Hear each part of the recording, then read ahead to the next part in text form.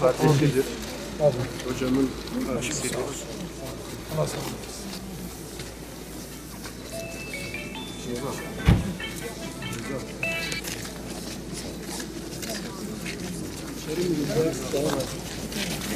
Selamun aleyküm. Cümleten başımız sağ olsun. Allah sabır versin. Sayın Bakan hoş geldiniz.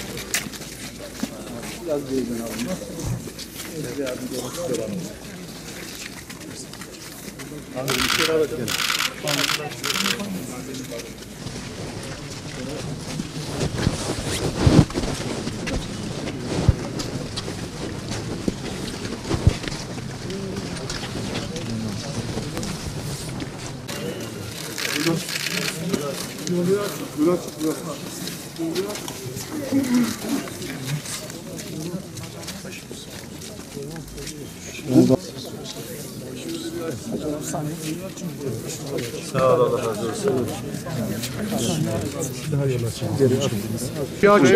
Şöyle bir kapıyı açalım.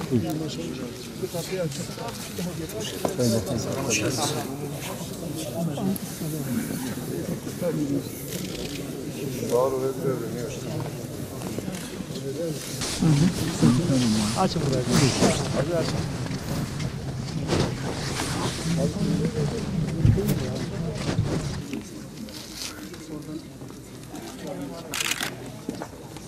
Cümleten başımız sağ olsun. Allah sabır versin. Allah cennetiyle, cemaliyle müstehcen etsin.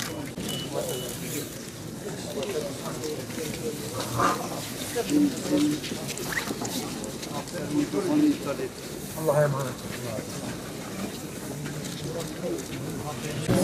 Başını sen. Allah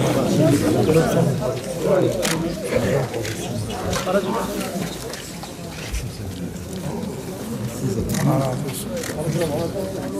Gel bakalım. Müsaade edelim, müsaade edelim. Müsaade edelim. Hasan nereye girdin? Müsaade edelim. Cumhurbaşkanı'na çok selam veriyorum.